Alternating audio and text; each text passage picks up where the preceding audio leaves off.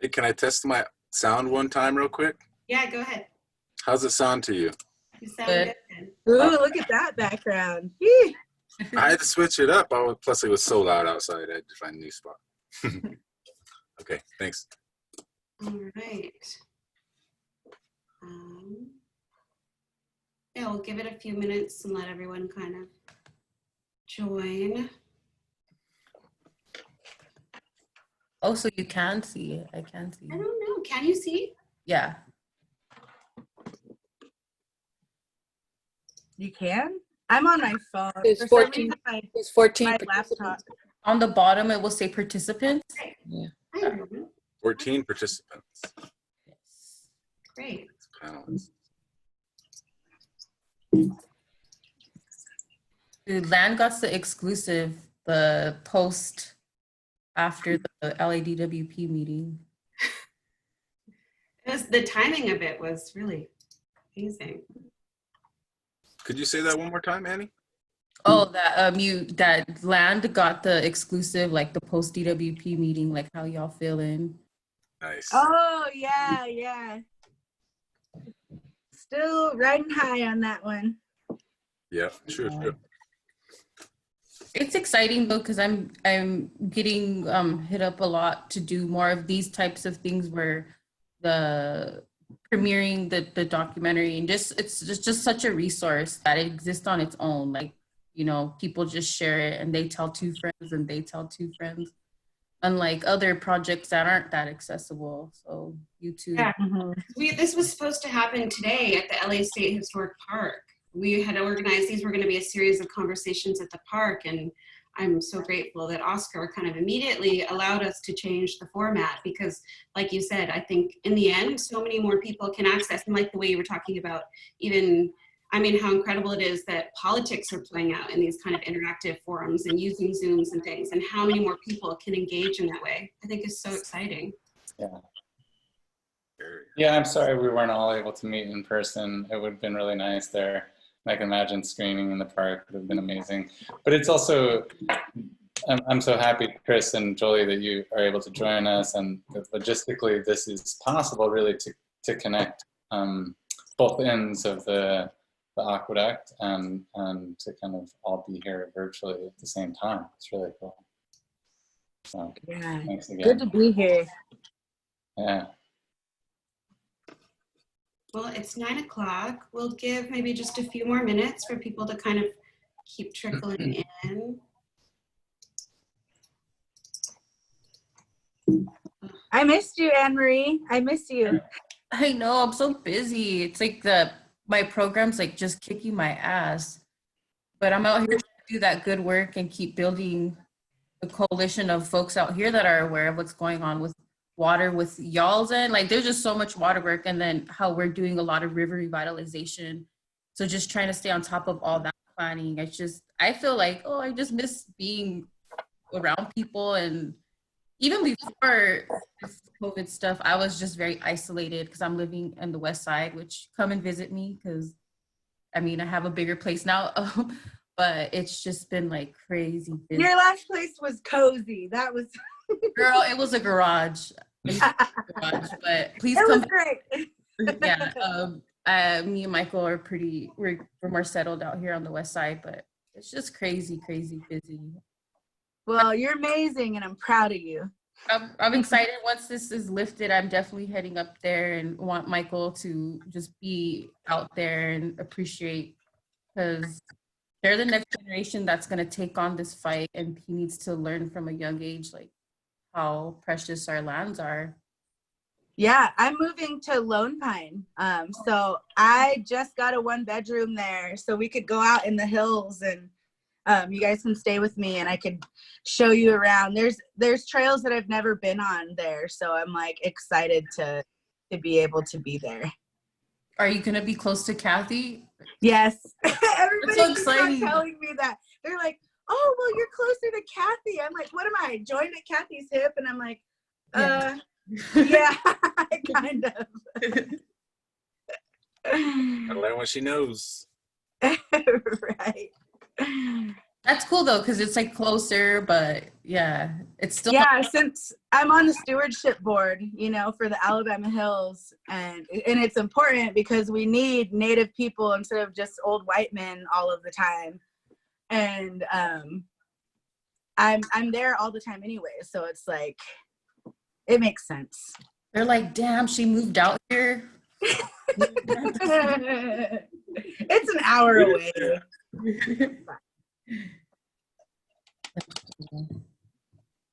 When are you moving? Are you moving soon? Sorry, I don't need to. Oh, I moved June 10th. Oh, okay. Nice. Yeah, so I'm just getting everything ready. There's a lot going on here too. I've been doing food deliveries, doing the free library. Just, you know, me and Kris have been doing the Alliance stuff for COVID relief in our community, and just trying to help out where we can and do what we can. I've been delivering diapers and baby wipes, and I just got $2,000 worth of gift cards, so I'm delivering those to help out with families. And like the Indigenous Women Hike platform has been really amazing to help my community. So that's kind of what we're going to make elderberry syrup for everybody, for the community, to keep them healthy. So yeah, there's a lot going on. We have our Payahunadu Alliance meetings every Monday at 1. So it's been a lot. Definitely we need to uplift ways in which the people that are tending to help out, and also putting it on blast that a lot of people in LA need to stay home and stop visiting your homelands during this COVID time.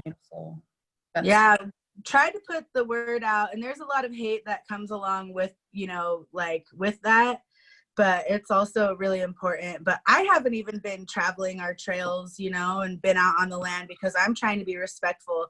And I feel bad for the people who can't experience, you know, who can't come out and be here, because I feel like everybody deserves to get that medicine from the land, you know, as long as they're respectful. So I've been trying to like stay away. And then I go up there and the parking lots are full with out-of-state license plates, and there's toilet paper on the trails and cigarette butts, and I'm just like, oh, I can't. So I'm going up there. All right, everyone, I think we should go ahead and get started, and then I'm gonna step back and let you guys keep talking. I just wanted to welcome everybody. My name is Laura Hyatt. I'm Executive Director of LAND, Los Angeles Nomadic Division. We're a nonprofit public arts organization. We work with artists like Oscar Tuazon on projects that don't make sense in kind of traditional formats and presentations. So we've been working with Oscar to present laws since 2018, I believe, and this will be the 3rd programming that we've done together, and the first online session. So thank you everyone for kind of bearing with us as we figure out the technology, and if there are any glitches along the way, we're gonna figure it out as we go. Thank you so much to our panelists for being here. It's such an incredible lineup, and I'm really excited for this conversation. And yeah, thank you everyone for joining. I'll pass it off to Oscar at this point. There's a kind of timeline too in the chats. Please do feel free to use the chat function. But for any questions that you might have for the panelists, do use the Q&A function, and we will have a Q&A period around 10 o'clock. So thank you. Oh, Oscar, I think now we can't hear you. You're muted. Thank you. Thanks for bearing with me. Thank you, Laura. And thanks for to all of our panelists for joining me, and for all the guests as well, of course. On behalf of Water School, I would like to just start by acknowledging that the land we stand on and the water we drink is unceded Tongva and Chumash territory. I want to acknowledge specifically Julia Bogonier and Gloria Aurelianis as the matriarchs of Water School in Los Angeles. And finally, I want to acknowledge that where our water comes from, the Big Pine Paiute tribe of Owens Valley and the Paiute and Shoshone communities who have protected, stewarded, and cared for the water that we depend on in Los Angeles. Please excuse the noise in the background. I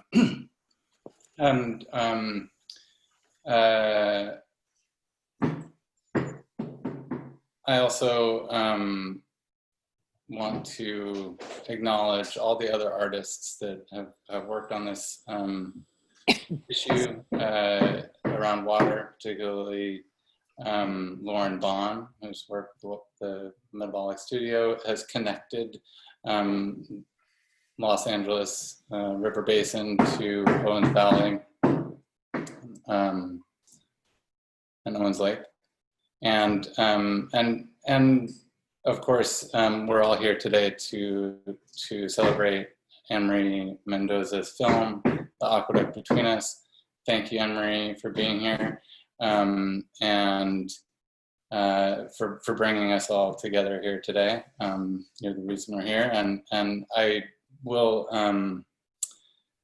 I want to play a short clip of the film relatively soon here as we get started.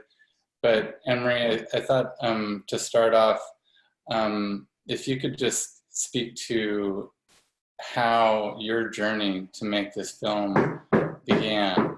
Like I said, there's so many artists right now, not only artists, but I notice around me, there are many of us who are interested in these issues, maybe for the first time, but the information is incredibly hard to come by. It's really hard to wrap our heads around this vast geography, and also the stories that accompany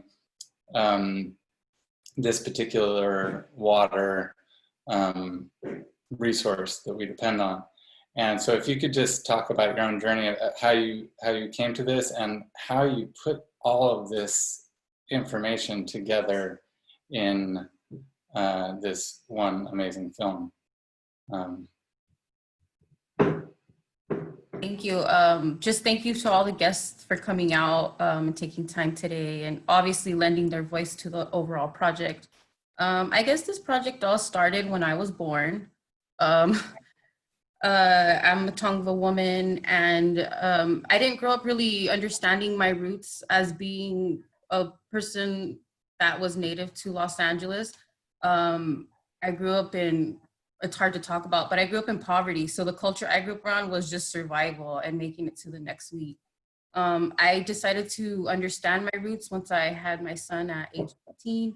I wanted to pass him down something instead of what we were usually learning, which was, you know, a pretty hard and rugged life, living in the city and whatnot. So I definitely wanted to be able to pass him down. So that was when I started like looking towards meeting more Tongva people and to inundate myself with the knowledge of the elders.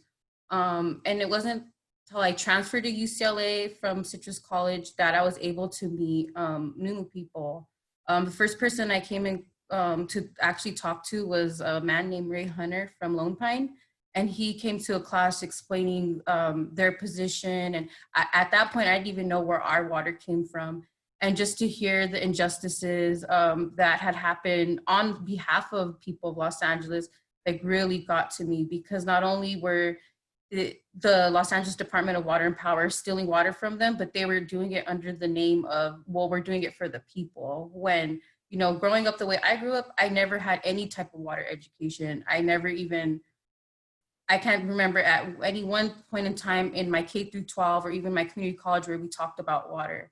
So I already knew from that point that this is a story that needs to get out. And then from there, I started building relationships with Harry Williams and Kathy Bancroft, and they pointed me in directions like, you need to talk to these folks. So definitely very elder led of building those relationships and saying like, okay, talk to these people. And then me and Jolie were able to really connect on this walk. I don't even know, like maybe 2-3 years ago now, with Walking Waters. And this was the first time that I was even able to access certain parts of my own homeland, where we're spending a night in parks and walking down from where the water starts in the, Cascades. And then we walked to Long Beach. And that was just, it was really hard because some of those places in Los Angeles I haven't even been to, because, you know, when you're living in poverty in Los Angeles, you're landlocked. You just know your hood, you know that area. But with this walk, I was like, first off, these are a bunch of white outsiders leading this walk, and they have access to parks and public places that I, as a woman who lived there my whole life, would never even have access to. So the way that those folks were coming in, well-intentioned water educator or people that worked in water from all over the world were reading my homelands, was very troubling. Like, they didn't understand the class dynamics of who has access to water education, they didn't understand anything. So I just knew that there needed to be something where people understood whose land they're on, the issues that were impacting us. And then, I mean, this was a very long process of just building relationships, hearing people's opinions, and then, you know, praying on things, praying to my ancestors to lead me to kind of situate this story, and even connecting with people in my own homelands about what is the most important thing that we want people in Los Angeles to know about us. And that took a lot of time. And, you know, I'm just very blessed and thankful that, you know, I do have these relationships and they're long-term. And I love the folks that were all participating in the Aqueduct. And I felt very, very much obligated to make this project as good as it can be. And I have to shout out my little brother, who obviously did all the technical work, and Isaiah Mendoza. So me and him got closer through that process as well, which was very special. But he definitely was just listening to everybody's feedback. And it was just one of those things that it took a good amount of time, but it definitely was worth it. Yeah. Well, it really shows. It's an incredible labor of love, and also, like you say, it brings in so many aspects of family around water that is really inspiring to see. I should introduce all of our panelists now. AnMarie Mendoza, Director of the Indigenous Waters Program of the Sacred Places Institute for Indigenous Peoples, is a tribal scholar and a filmmaker of the featured film today, The Aqueduct Between Us. Elle Frank, a Tongva Adjushaman, artist, writer, tribal scholar, cartoonist, and Indigenous language activist. Kris Hohag is the Bishop Paiute educator, activist, and artist, and founder of the Pai'hunadu Alliance, a grassroots organization dedicated to using Indigenous perspectives in stewarding and protecting our natural resources. And Jolie Varela. Jolie is a citizen of the Numu and Yokut nations. She spent 3 months at Ochedi's Shakwan and returned to establish Indigenous women hike in her home of Pai'hunadu. Thank you again, all of you, for being here and for extending that conversation that is captured in AnMarie's film.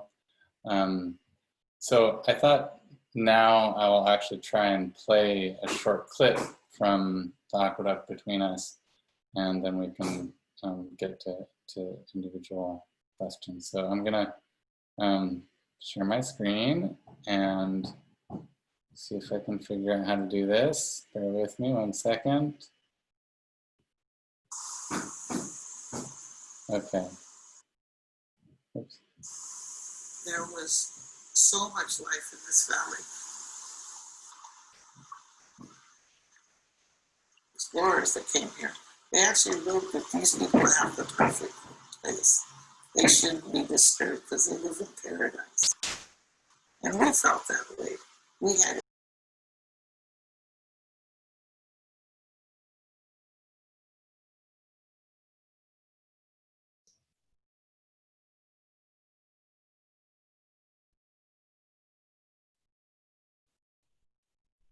Oscar, I think it's frozen, or you're muted, or both. Coming up museums that Sorry. in Los Angeles would not really have that same just.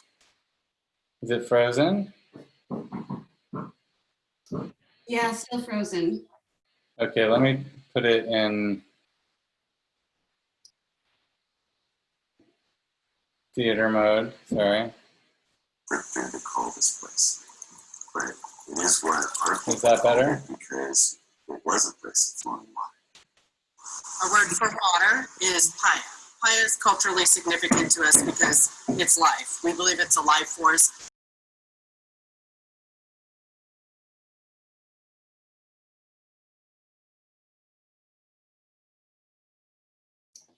Yeah, the river running down at a huge lake at the bottom of the thing now called, we called it Patsiana. There was just this abundance of resources. It's not only I'm curious if somebody has it on file and not on YouTube. If Annie has it perhaps and can play it and share her screen. I do. I could try that now, actually. We thought the YouTube version was better. Let me try this one more time real quick.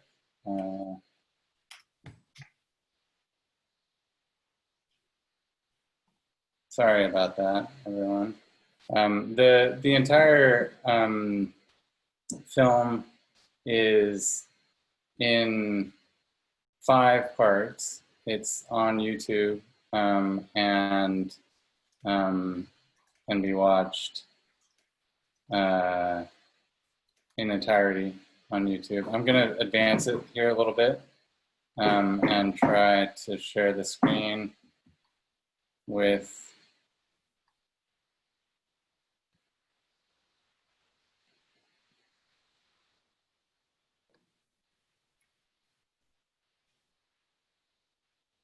the download version. a word for water is paya. Paya is culturally significant to us because it's life. We believe it's a life force. We believe it is life in itself.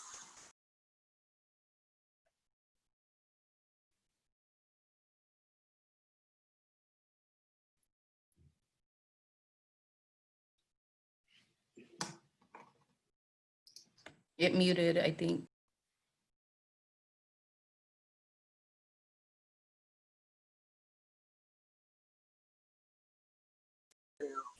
Everything, it all depends on the water. It's really scary when you see things start to happen. Put that water in danger.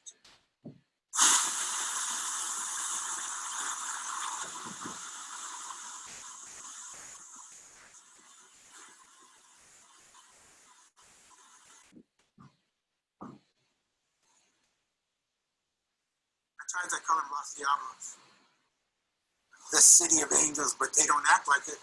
To us native people, they don't. We're just a water resource.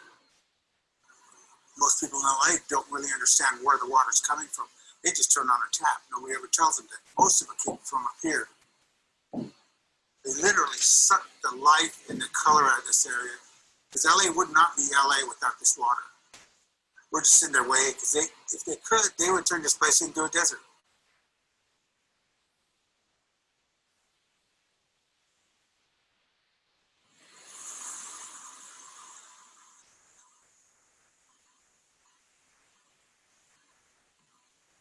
So I hope that was at least partially legible. Apologies to AnMarie. But that clip really is so powerful, and it speaks to me to something that I think is also underappreciated. The fact that we begin to have an idea that that the land that we're on is indigenous land, and that that land in the United States is all expropriated through a process of settler colonialism, right? But something that I think is less known or less appreciated even than that is the fact that all water is indigenous.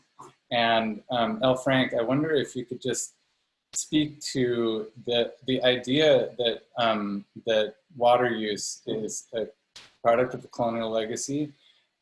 And then if we could, I don't know if we could imagine what would a post-colonial use of water be in this context.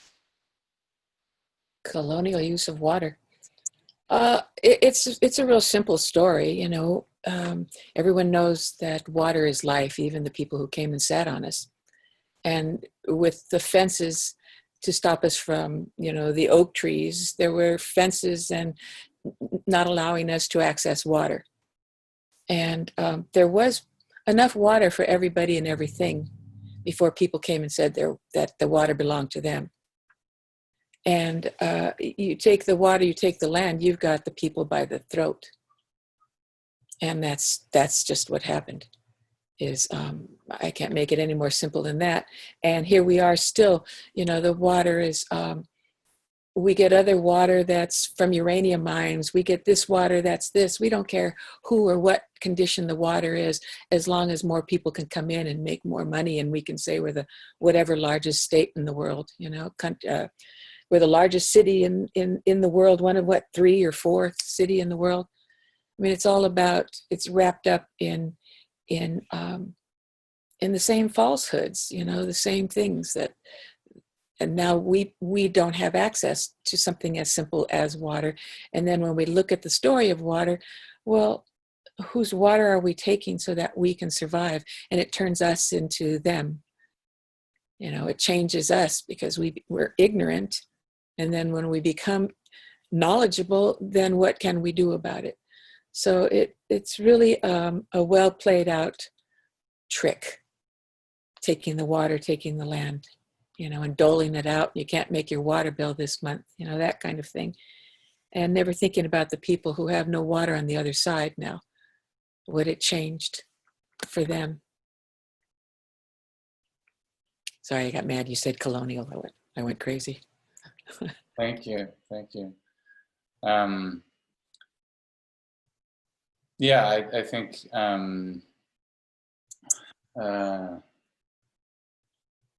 it's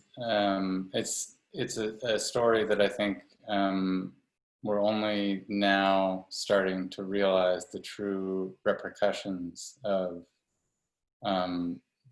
something like the Mulholland Aqueduct that's only 100 years old, and appreciating now the depth of, literally the depth of groundwater mining, but the depth of environmental destruction that has caused in that particular ecosystem over the last 100 years. But then if we start to project ourselves forward, it really is kind of unimaginable, the scale of repercussions that follow from something like that. So, you know, that's,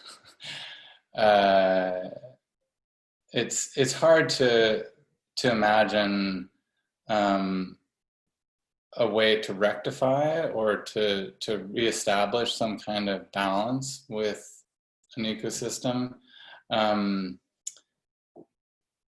Jolie, actually, I wonder maybe if you could talk about the idea of, well, the work that you do really in making that connection to Indigenous places and spaces, and the process that kind of knowledge, the role that knowledge can play for all of us in starting to understand a more just and equitable distribution of water resources. Yeah, Manahobu, Oscar. Manahu, Inaniene, Jolie Varela, Numunu, Paiahunaru, Yesh, Tuli River, Nukimaru, Ibia, Tony Spoonhunter, Imaa, Anita Spoonhunter. So hello, my name is Jolie. I come from the place of flowing water and Tuli River.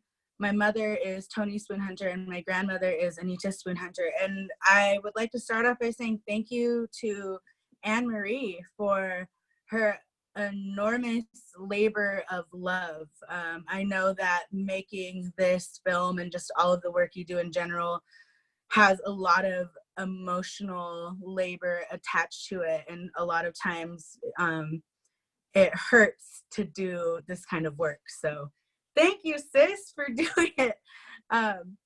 So I'm the founder of an organization called Indigenous Women Hike. And in 2018, we traveled our ancestral trade routes, now known as the John Muir Trail.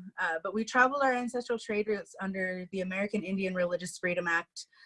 And just to kind of say, we're still here. And since then, Indigenous Women Hike has really evolved into so many different facets, into so many different things. And you know, one of the things that I like to talk about, or that I think Indigenous Women Hike brings to the forefront, is Indigenous place names and Indigenous history, because a lot of the time these Western ideals and these Western histories come in and they replace our Indigenous history on the land. Just like when you're traveling the Numu Poyo, also known as the JMT, Numu means people, Poyo means road or trail, so it's the people's road or the people's trail. But now it bears the name of a white man who everybody thinks came here and discovered and made these trails. And, you know, so I think Indigenous Women Hike and my work likes to bring to light that aspect of things that a lot of people don't realize, you know, that every national park holds the creation stories, the burial grounds, the ceremonies, the traditions of Indigenous people who have been removed and murdered to designate those lands as public lands. And so there's a lot of this history, and especially where I come from in Payahunadu, Payahunadu means the place where water flows, you know, and our water, our groundwater is pumped and taken 262 miles away, and a lot of people don't know where their water comes from. But in just saying the name, you know, Payahunadu, and just, you know, saying that out into the world and knowing it means the place of flowing water, I think we develop a different relationship to place when we use these Indigenous place names and we say those words out into the world. And just thinking about like the Numu Poyo, it opens up such a vast history that's not, it's so much older than 100, 500 years, it's thousands of years old. And so when we use those Indigenous place names and we start to look at the land in different ways, and we build a different relationship and a connection to that land. And I think that when we do that, we start seeing a lot of things differently. You know, we start building a relationship to water, building a relationship to place.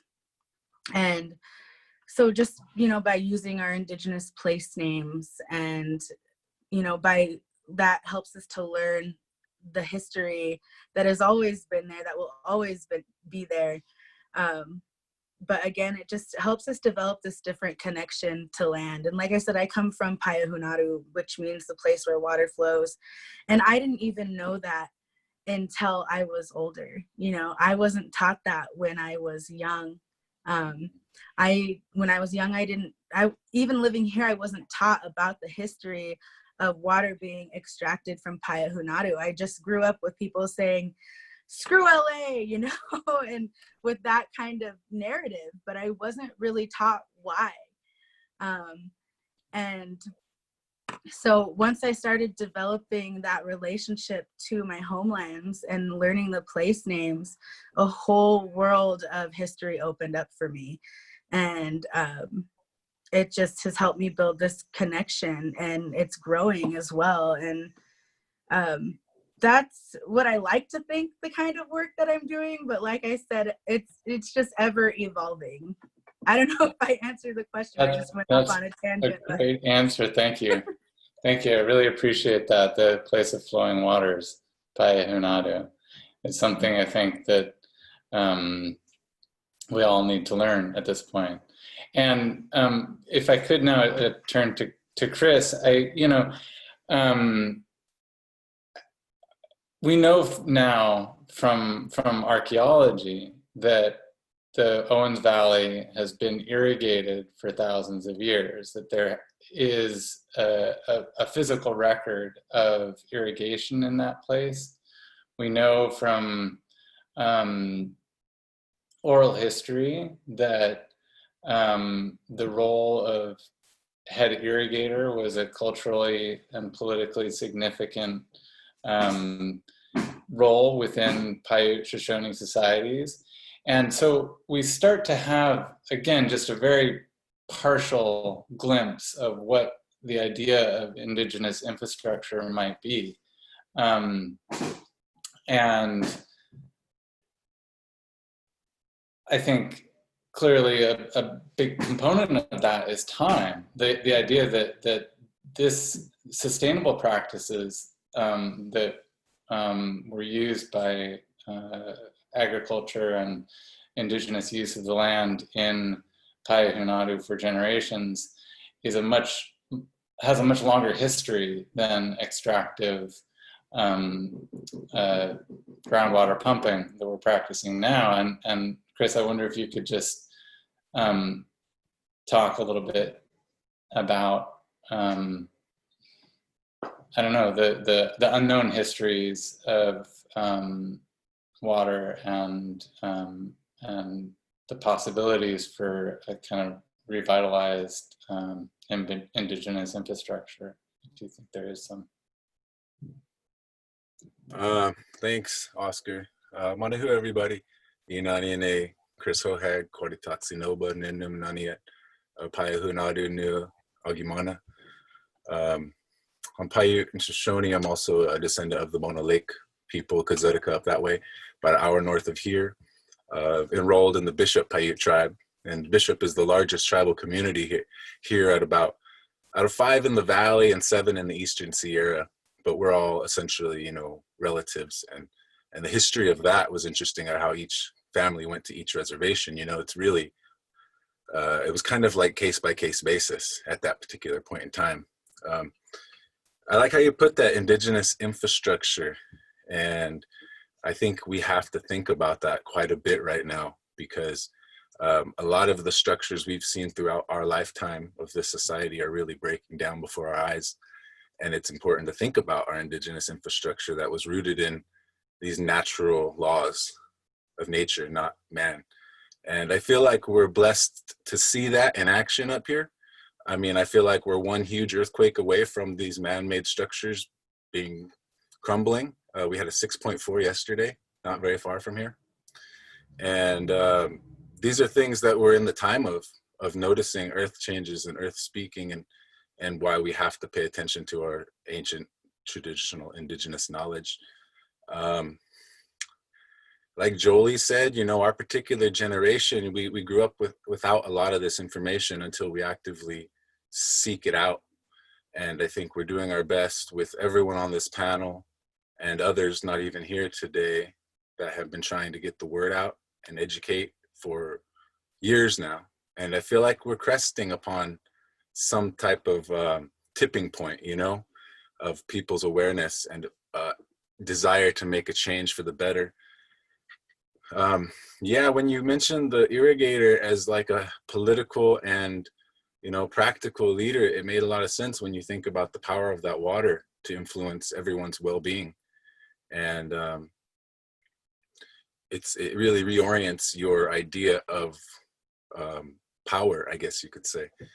And because here we watch our water zoom by us super fast, but that's because, at least in our generation, we've kind of been taught to accept that's normal. That's been happening for over 100 years now. That'll never change. That big pipe's here to stay. And yet, once you start learning the background, the history, you start learning how unjust all this process, how it came about. The story by which we have found ourselves today is so unjust and so unrepresentative of the people whose lives are affected, the Tongva down south and us up here, and you know, our many other local people that don't identify as Indigenous. But in particular, I think we feel it the deepest. You know, we're at a time for some major change, and it's exciting seeing things have an opportunity to make that change through these conversations.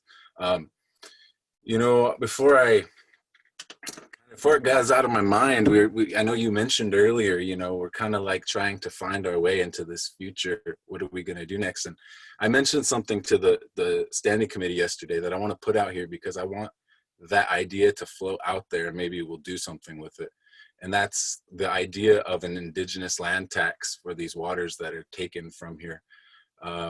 You know, maybe a voluntary thing from the ratepayers in LA. And I sympathize with the struggles of people economically to make do and to even get their water. But I'm just putting this out there as a way to make change and to put a drop in the bucket of righteous karma rather than continuing to take and, you know, that colonial system which DWP is rooted in right now.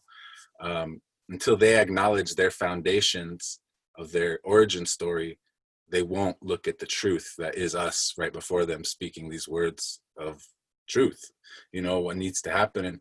And I think we need to have these conversations because we're inextricably linked now with the millions of people in Los Angeles, which is tough a lot for us to comprehend that, because we're very small communities up here. We're very isolated.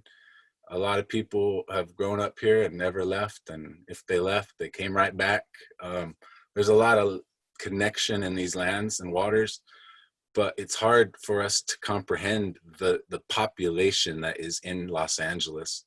And I think a lot of time it's hard for the population of Los Angeles to comprehend us up here, the simple down home people connected to the land. Like people in LA, most of them ain't from there.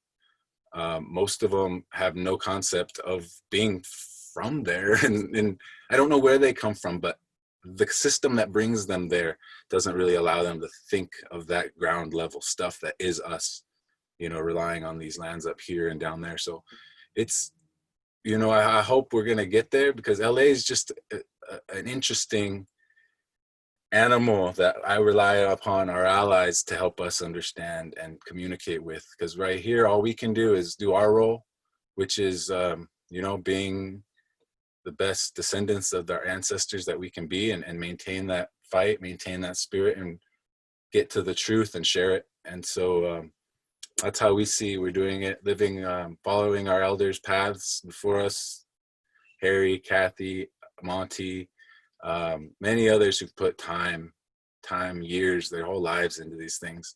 And we're just getting an opportunity to be heard now, it feels like. And, you know, if we can just keep that up, we're going to pass it to the next generation as well. And hopefully we can all make some change with our you know, intelligence and shift the system around a little bit. I know I kind of got on my soapbox, so if you want to rein me in with questions, I would welcome that. Well, no, actually, I think you kind of bring up an interesting tangent, which is that, like, you know, if you look at the map in terms of where LA is and where Owens Valley is, and in fact, like, you know, the watersheds and the basin of Owens Valley are technically part of LA Department of Water and Power, right? So in a way, it's almost one, when you were talking, I was imagining that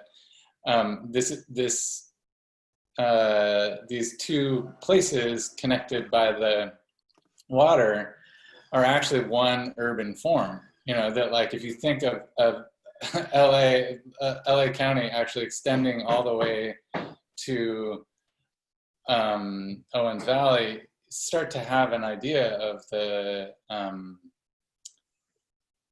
just like the big sphere, a big circle of influence that connects these two places. And I don't think there's really a question in there, but that's an interesting kind of thought. I kind of want to piggyback on some stuff that Kris said because it is so poignant to realize, like, that the water has in the most fundamental way created a sense of insustainability in Los Angeles, because with the water came populations coming down here that, you know, we cannot sustain. Like, as of current, we have 60,000 homeless people living in the city. And I work with homeless activists that are saying that the realistic numbers is about $100,000. So, I mean, 100,000 homeless people living in Los Angeles. So we can't even comprehend our own population. But, you know, we have this idea that there's space for everyone in Los Angeles, and nobody really talks about it from an Indigenous perspective, is that, no, we don't want any more people here. But the water, the way that is extracted and used, it is a drawing point that there is enough resources out here for everyone when there clearly isn't. So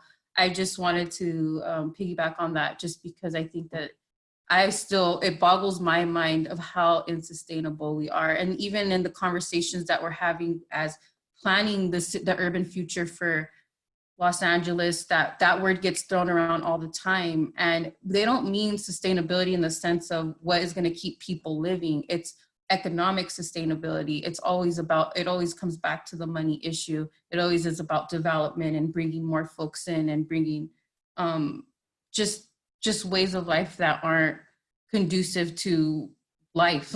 So I think that that's really important, and to differentiate what Indigenous people mean by sustainability. And my biggest teachers have been people from Payahunadu who have taught me what sustainability really means. And then you come into Los Angeles, and when you hear that word thrown around, it always is tied to the economy. So just want to throw that out there.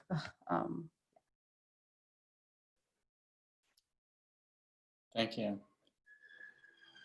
And maybe now actually is a good moment when we can go a little bit deeper into the current political struggle. This is not an abstraction. This is happening right now. Kris and Jolie, you were both at the meeting yesterday. Maybe you can talk about the current demands by LADWP to increase groundwater pumping and what that means for your communities, and then really what each of us can do to engage in this struggle individually. Jolie, do you want to take that for now? Yeah, I can start. Yesterday was a standing committee meeting, and personally, like I'm just new to learning about the ins and outs of water and LADWP and all of these things that are happening. And I'm really grateful to have teachers like AnMarie and Kathy and Harry, because being in those meetings, a lot of times I don't understand what's going on, and there's this language that's used that I don't understand, and also realizing that that's on purpose and that's meant to shut people like me out of the conversation.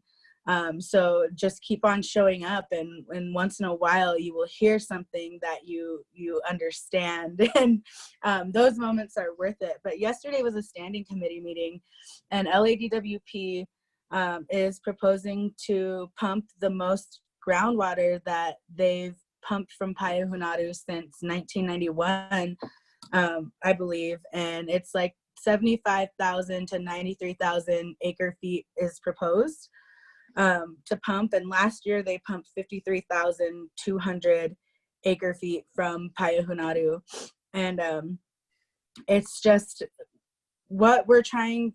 We have to become allies with the people of Tovangar, or of so-called Los Angeles. Again, Annie said it, and we've all, like, in the Alliance have had this thought before, is like, we need people to understand where their water is coming from, and that you don't just turn on a faucet and it just comes out. You know, it's extracted from lands hundreds of miles away, and it's affecting our people and our homelands. And yesterday was really beautiful, and I'm gonna cry talking about it because so many people showed up who are residents of so-called Los Angeles, and they really, they like rolled up, you know. They were like, we do not condone this pumping. You know, I'm a resident of Los Angeles, and you need to find a more sustainable way to bring water to our city. And it was just such a beautiful show of solidarity. I don't think LADWP has really experienced anything like that. You know, there were 100, I think at the last count, there was like 97 public comments. And I think it was just a wonderful show of solidarity, and it shows that you know, through social media, through the aqueduct between us, and other people trying to bring this awareness that once the citizens of Tobin Gar find out where their water is coming from, they do not want to cause that harm to these communities and to this land, you know, once they understand that. So just the political climate that we're in is, you know, our water has been taken to grow an unsustainable city for so long, and our story has not been told in the way that it should. And so LADWP continues to oppress not only the Indigenous people, but all the people who live in Payahunaru. And now the story's getting out there and people are learning the truth, and we're able to mobilize. But also, as a reminder, like, we have to stay vigilant. This wasn't just one meeting, you know, we need all of you for forever, for the future, you know, if we're gonna make this right.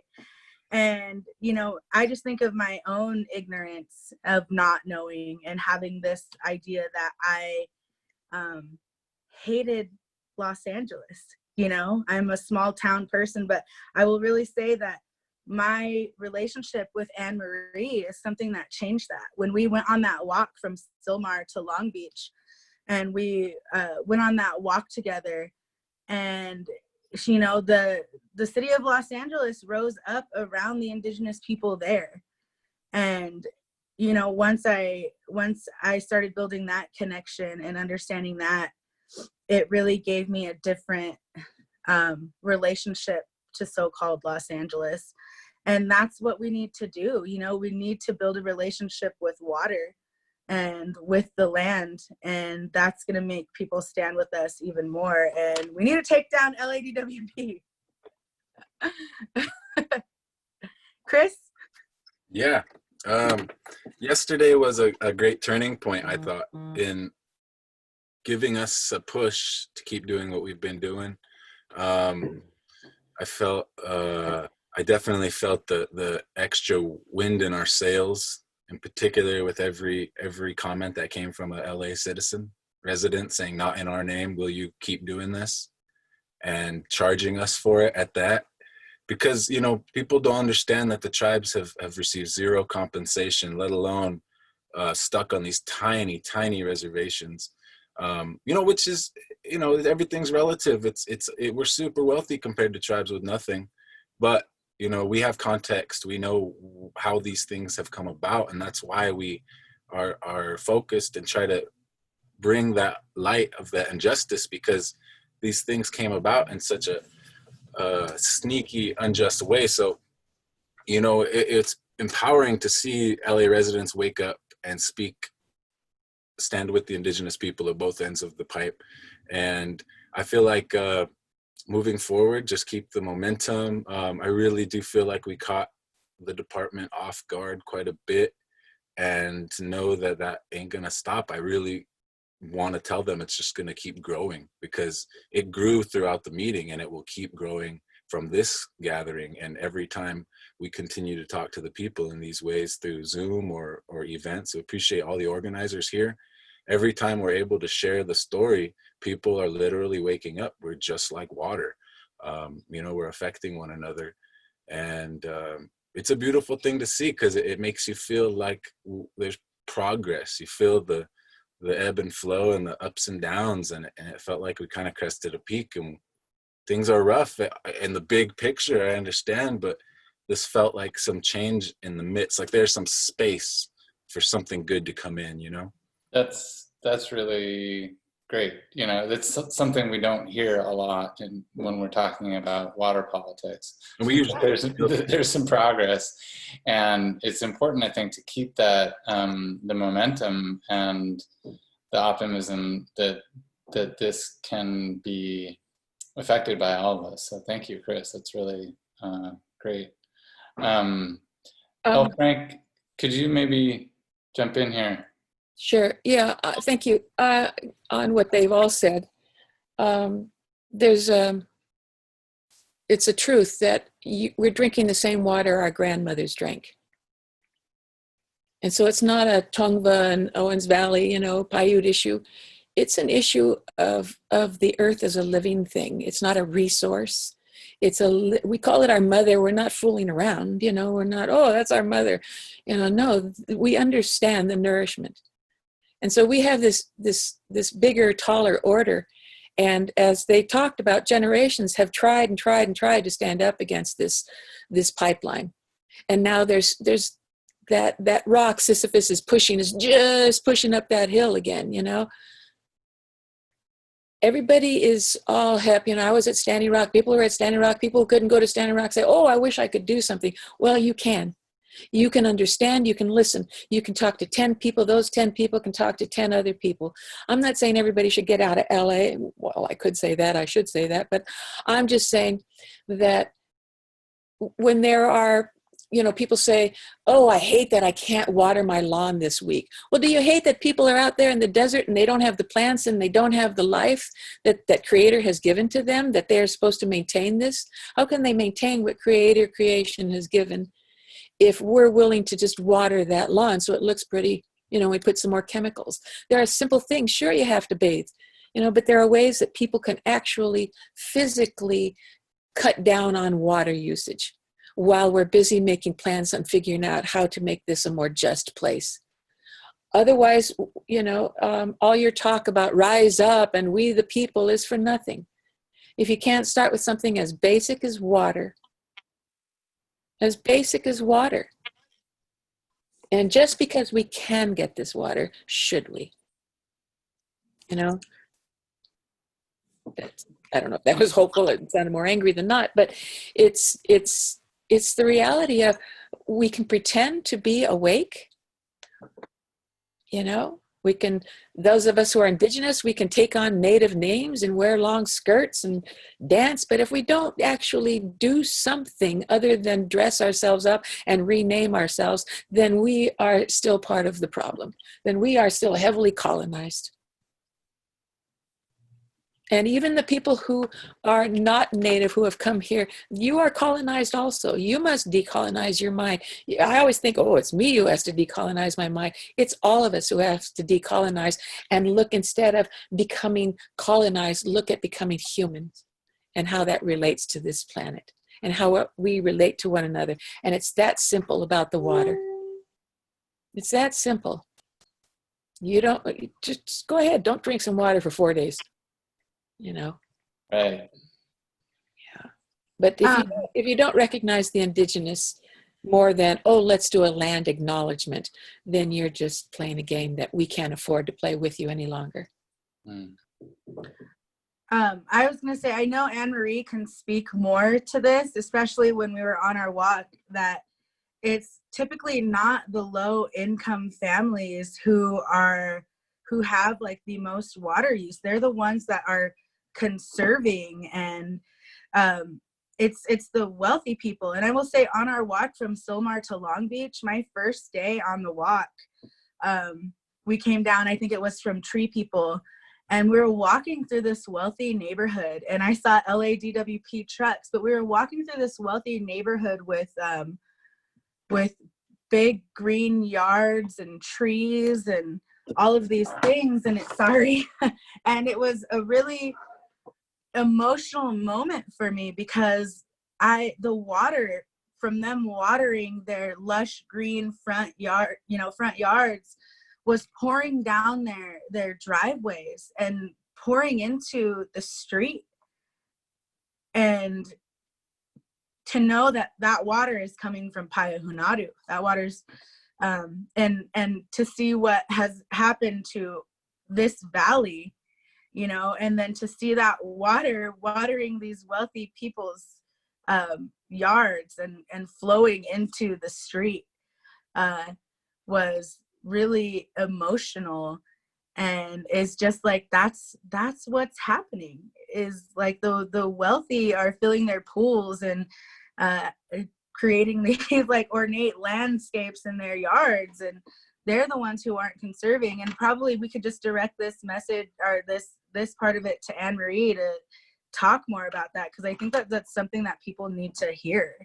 Yeah, definitely something that was in my mind when developing the project and working with folks was that my homeland, Los Angeles, is a site of a class war. You know, we are often not given the resources, the information to even make good choices for ourselves.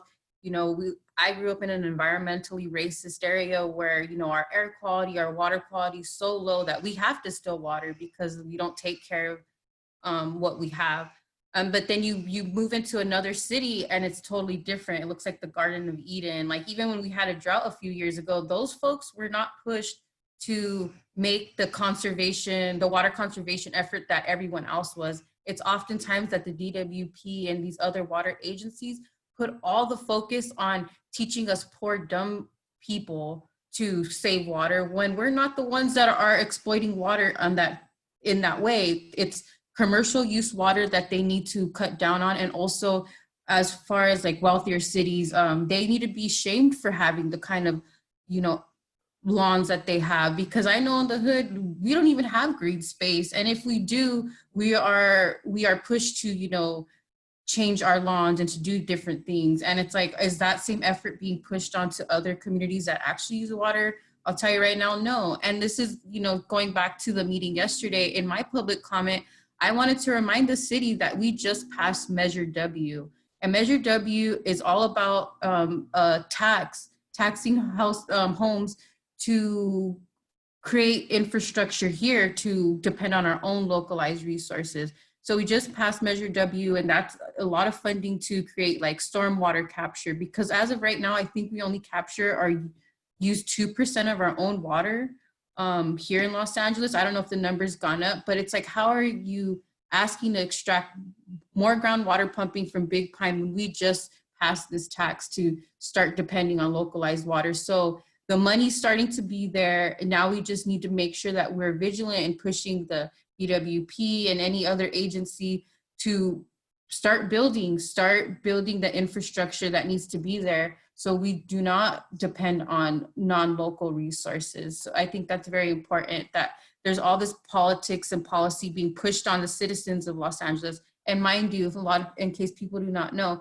in order for anything to pass water, whether it be leasing of water or new water projects, 2/3 of the voters in Los Angeles need to approve that. So what the DWP has done is keep everyone ignorant, to keep, you know, business as usual and get the 2/3 of voters, whatever. But I think that this film and all the work that people have done is making that intervention now to be like, no, like if we have this much power, then you need to be accountable.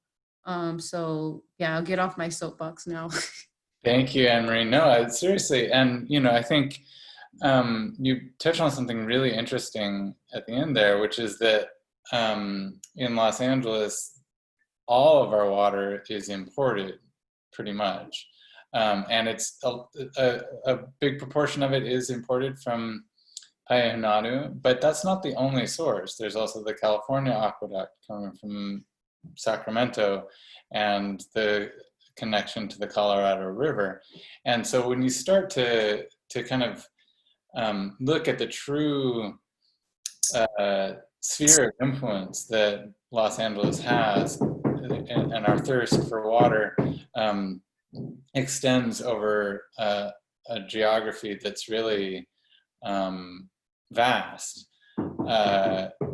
It seems that part of the conversation is also to recognize that the political constituency of Los Angeles is much larger than just the small area where all this water gets used in these rich neighborhoods. But in fact, it encompasses really a large political and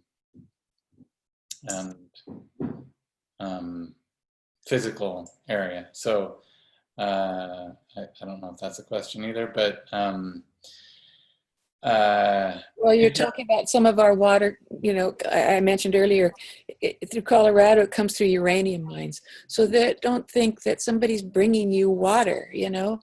You're not, in some places, you're not getting water, you're getting poison. And and there's poisoning there, they're stealing from this. The Northern California is mad because they're stealing from, you know, so there's a whole lot of stealing going on just to have water.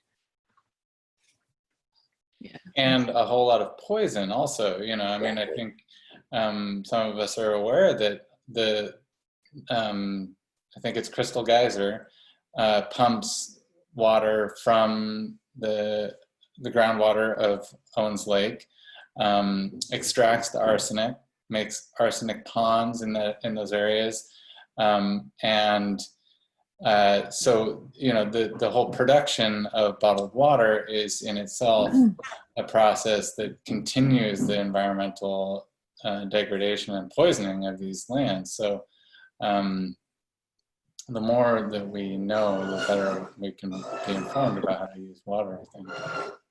Well, not only that, there's also the Owens Valley Drained Lake.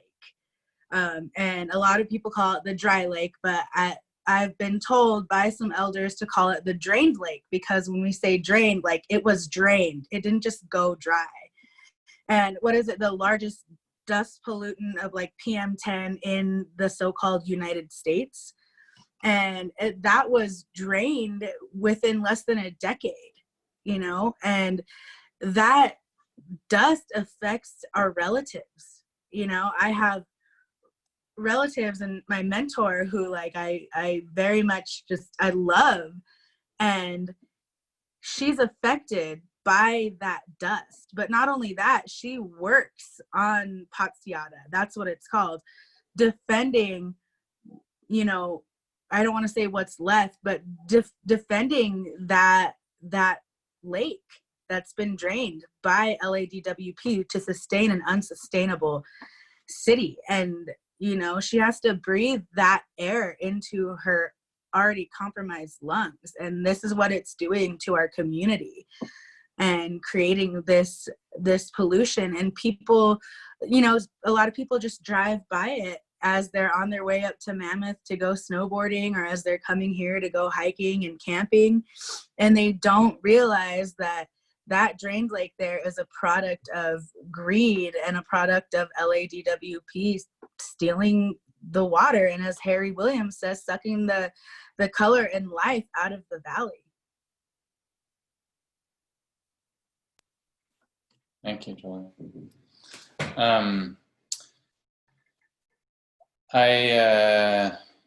There's actually a question in the question and answer. I thought I could read that from Slim T.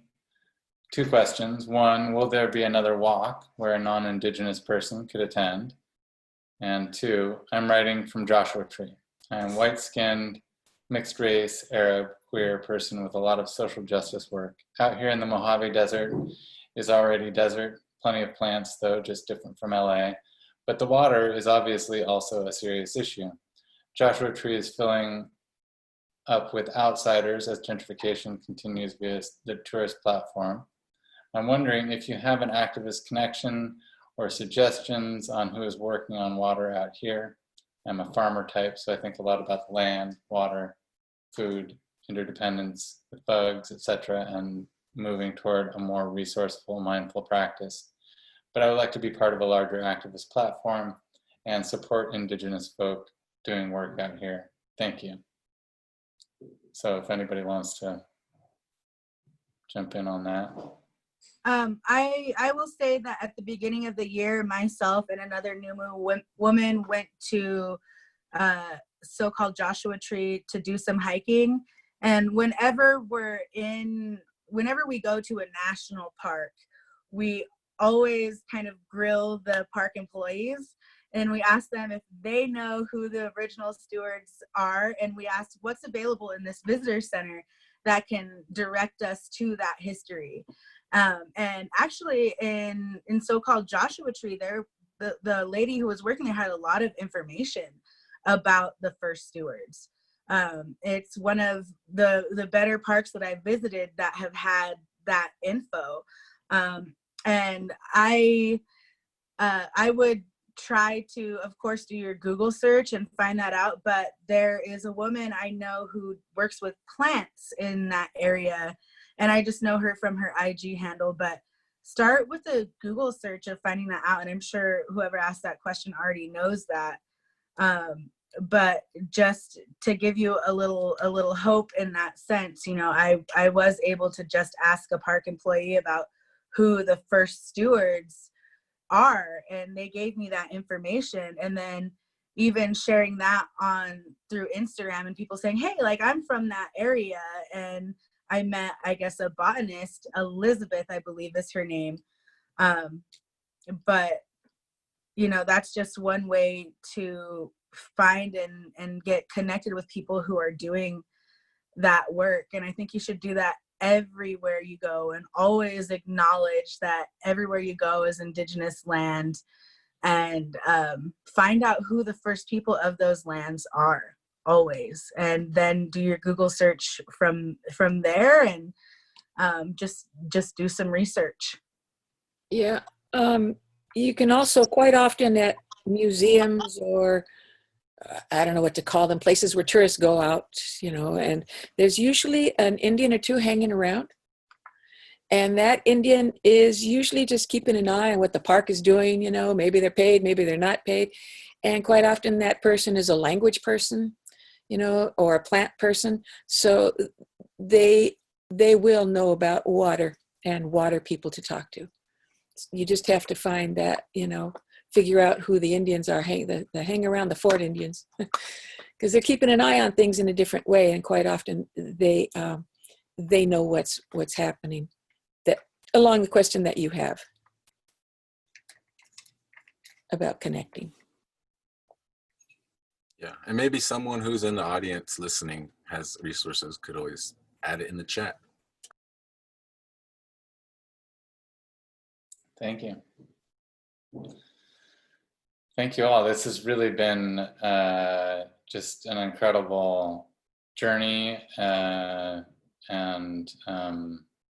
so excited to expand on this film. Again, AnMarie Mendoza's film, The Aqueduct Between Us, is available on YouTube. I highly recommend just sitting down and getting more from the voices that we've seen here, Kris, Jolie, and L. Frank, and maybe to close, AnMarie, I'm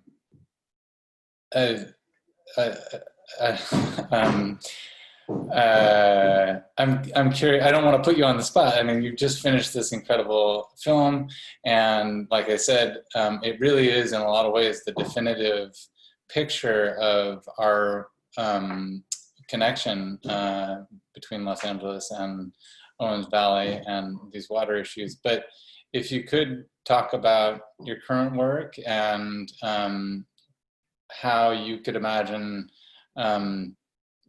another film, or not necessarily a film, but where your work is going now on these issues, I'd be very curious. Thank you. Yeah, I just like to acknowledge that Jessica Calderon's up in the chat, and you know, she was a part of the Aqueduct Between Us, and just how great that everybody that participated, like, they're my water teachers, and all I wanted to do was offer them that space to teach other people, because that's so important. So I'm just beyond thankful to have all these relations and to keep building them, because with relationships becomes that sense of accountability. So I am very much driven to keep doing projects as such. I am in the first year of my PhD program in urban planning. So like that takes me away from my own family. And so I've been super busy, but me and my brother have been in talks to produce a bi-weekly kind of like a daily show, but from an Indigenous perspective. Because oftentimes like everyone looks at these issues in my homeland as just these outside, like just everything's a different issue, but nobody's realizing like the issues of houselessness, water security, gentrification. These are all Indigenous issues, and we need to hear Indigenous people lead those conversations of how do we get out of that, because we keep beating our heads against rocks to think, you know, how do we outthink these systems, but there's no alternative in a lot of people's minds. And there is alternatives. It's Indigenous ways of thinking. It's our values, it's our principles. So I definitely want to be able to produce like some kind of news show that keeps our local news, but ties it in globally. So like a local news show that is produced a little bit quicker than the Aqueduct between us, just to put it out there that these are Indigenous issues and to spotlight the great work that is being done by various community orgs. And I'm just very blessed to be plugged into, you know, activist crowds, scholar crowds, Indigenous crowds, and, you know, everybody's talking to each other, but we just don't know it yet, you know? And I think that's like one of the things that I try to bring to the table is to help build these connections and to make sure that, you know, these folks are connecting with these folks, because we all have like that want to, you know, deconstruct this fucking bullshit that we live in. And we just need to find that those cleavages in which we like meet at. So yeah, that's in the talks, but you know, a sister girl is tired, and it was definitely coming down from, because that was a lot, and I had even like acquired a health issue, because all this work is not to be glamorized. It's like Jolie said, it's emotionally taxing. You know, you're dealing with folks with, you know, that don't understand where you're coming from, and they make you feel like you're crazy, but then you have your community that builds you up, but also could tear you down at the same time. So it's just a lot. It was a lot. I was in the hospital for a few weeks because of just, you know, dealing with all these responsibilities. So I don't know if it would be something that's coming soon, but you know, I feel like Creator will make it happen within time. Like everything takes time, and when it's meant to be, it will be.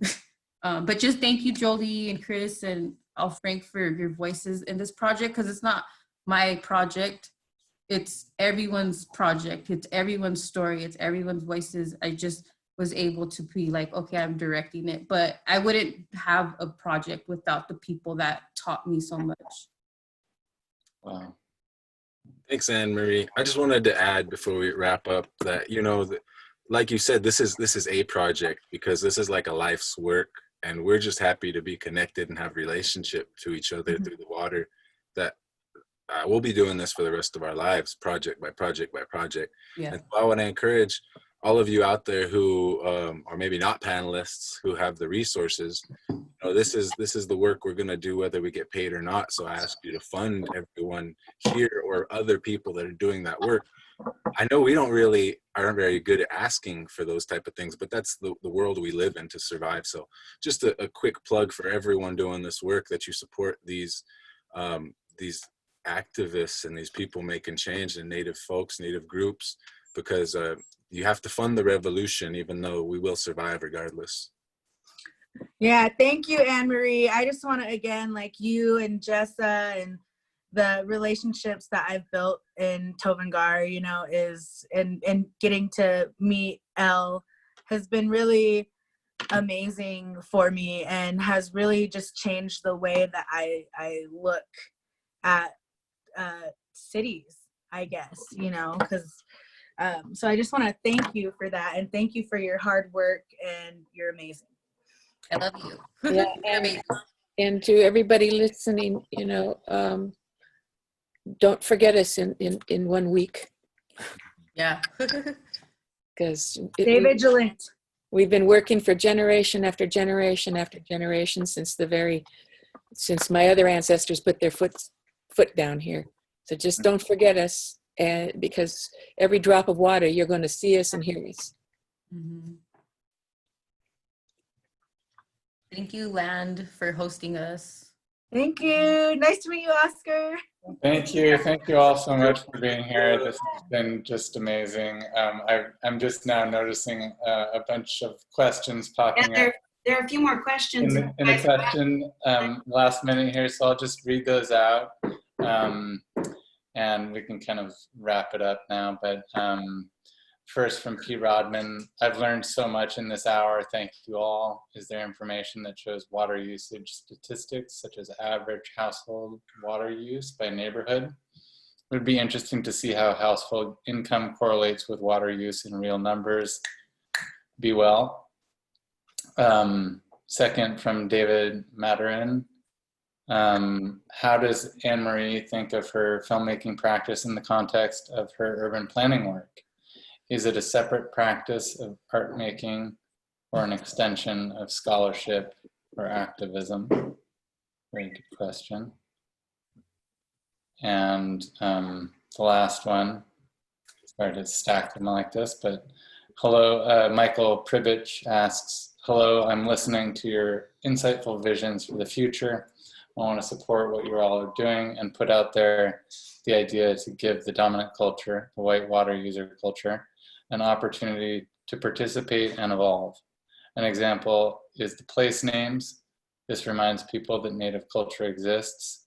Also, the land tax, floating this idea accomplishes the same thing, reminding the public of natives and place. Basic stuff, but big stuff that can create connection and push forward the struggle. If anybody wants to take a quick stab at one or all of those. I'll just take a stab about the question that's directly filmed or based towards me. I started this filmmaking project, and through that, I learned that I wanted to continue to go to school because I found that the site in which like this colonial structure is being imposed upon us is urban planning. Urban planners get to make a lot of decisions and get to be a part of those conversations that Native people aren't a part of. So through doing this project with intending to just teach people of Los Angeles where the water comes from, I realized like where is the real war taking place, and it's taking place in the planning. So that's why I, pursued this degree in urban planning, and it's a shitstorm. All these JMT, like all these people are influencing the ways in which planners are thinking about the future, urban futures. And I try to think of as an indigenous urban future, which means obviously we have urban space, we have so many people to take care of, but how could we make this indigenous and sustainable in a real way? So it's not separate and it's all connected. I would just like to throw out there, if you'd like to learn more about the history of water in Payahunadu and stay current with the events happening here, that you can go to Owens Valley Indian Water Commission. I think it's .org. You can Google that and find that. But also follow Payahunadu on Instagram and follow Where Water Flows. There's a lot of resources on the link tree for Where Water Flows to learn about the history, and a lot of really great posts. Just to stay vigilant, I think the standing committee meeting yesterday was a success, but we need you forever. We need you to continue on with us because we're going to be doing this work forever. It's not a one-time thing. You don't make one public comment and it's over. We're going to need you from now until the future. So please stay vigilant and support people like AnMarie and Where Water Flows and L. Frank and Kris, and support your Indigenous activists who are always on the front lines of this work. I want to just add, if you're a young anyone, get involved in this work, because I was just alluding to what AnMarie said was that, you get these scientists or these professionals of a particular language, usually that work in the Department of Planning and budgeting and the big, like they're looking years ahead. Oftentimes they have no idea what the Native people are thinking or looking at, how our perspective is. But if you can learn these things and be aware of them now and then become that type of a professional, you're going to be that much more effective, powerful, influential. Because usually we're at those meetings with those folks who only think one way, trying to get their attention at the last minute before they're taking actions and destroying stuff for the next generation possibly. So we really need those type of planners to have this type of worldview that we're talking about today in your early education, so that you take that path with passion and intention instead of, or just the bigger picture, because right now it feels too late a lot of times when you're just trying to knock on the door of their shell that's already been created. We got to get them young. And so I just want to encourage, teach the youth. And if you're a youth, take this to heart and grow up with it. And, for those of you who have been working and you don't see progress fast enough that pleases you, well, we have been working since our other ancestors came and landed here, but we've actually been working way before that. It was an original mandate from when we were created. It's just, y'all have piled the work on here a lot harder. You're making poor AnMarie up there cry, She's working too damn hard. So, but we have been working because that is our mandate, and we're not going to give up. We never have given up in the face of everything. And that's why I say that don't give up, whomever you are. You know, I've been to Scotland. I've seen where you paint yourselves blue and dance on a hilltop, to get back with your people. I've been to Australia and seen the same thing in Nunavut. I've been to Wales and to all these other countries. And you're now all here. Well, you had those same feelings for your homelands back then. We are all connected. This water doesn't just go here. We are all connected. And you need to remember that. And if you want to go out and find Indigenous peoples, you are an Indigenous person. Just look deeply enough. Just look a little deeper, work a little harder.